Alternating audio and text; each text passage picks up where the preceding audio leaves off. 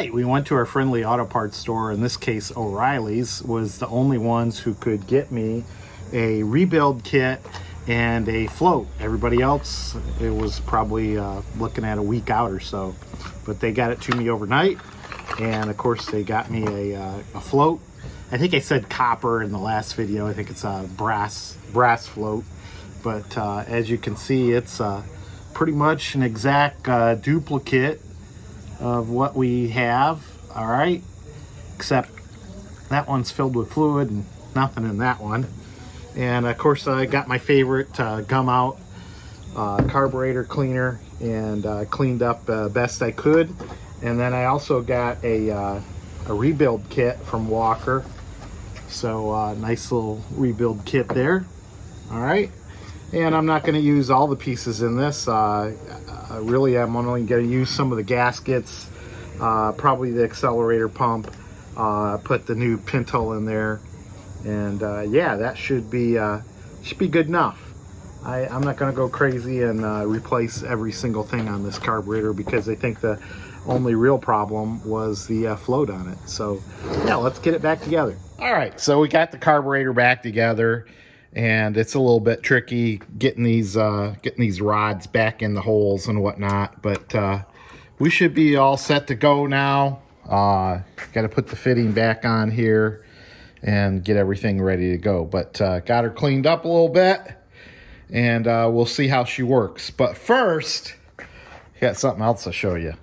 So as you can see, we got a whole new problem here. I was looking at these studs, and they were so rusty in between here that the diameter of the material was quite, it was getting worn away. So I had a new set of studs to put on here, and of course want to take this stud off, and boom, it breaks.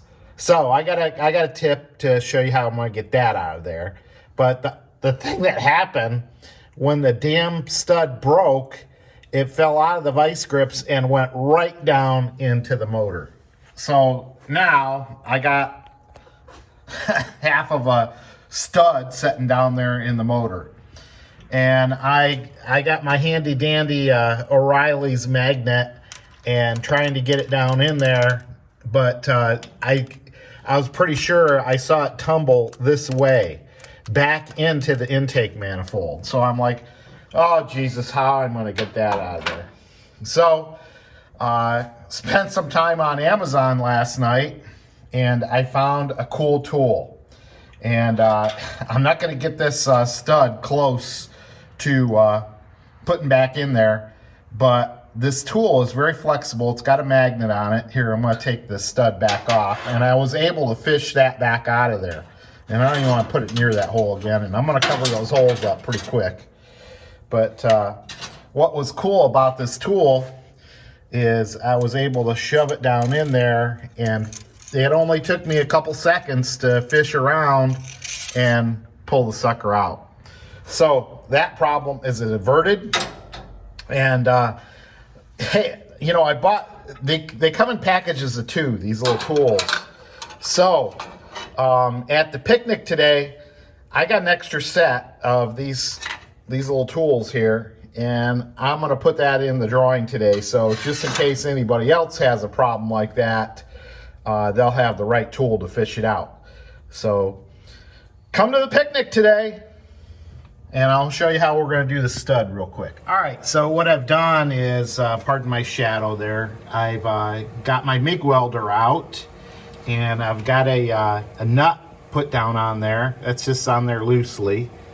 And then I put a couple, trial number 3 here.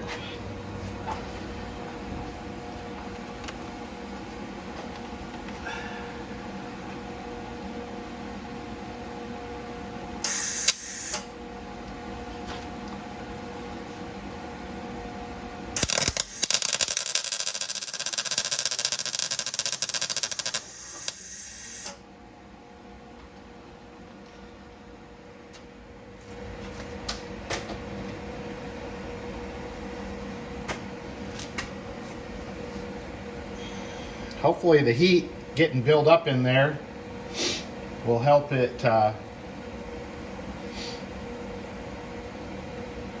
attach to the, or help to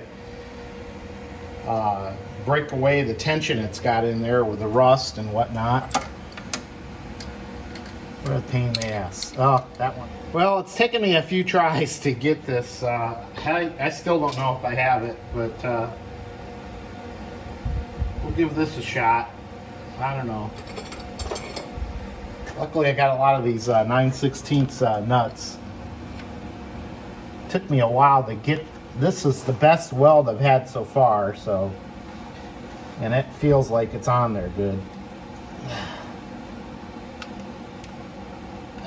Well, that's, I can tell it's already not going.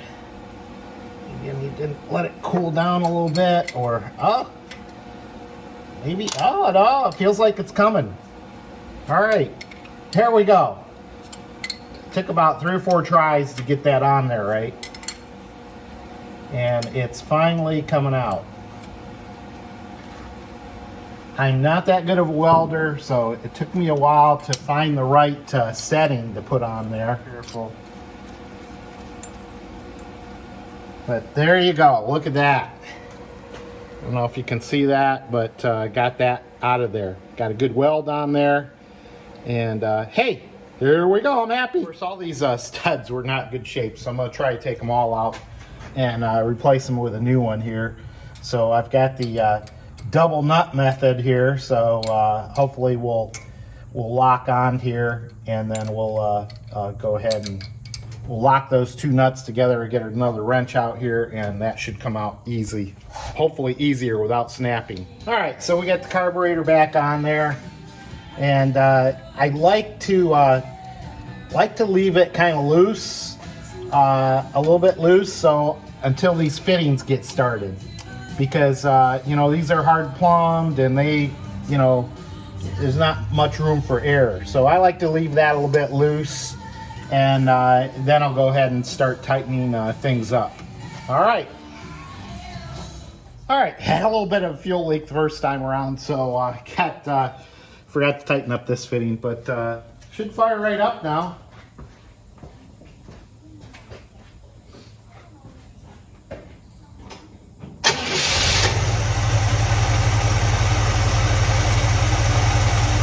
Boy, look at that. Fired right up. No leakies. Float seems to be working good.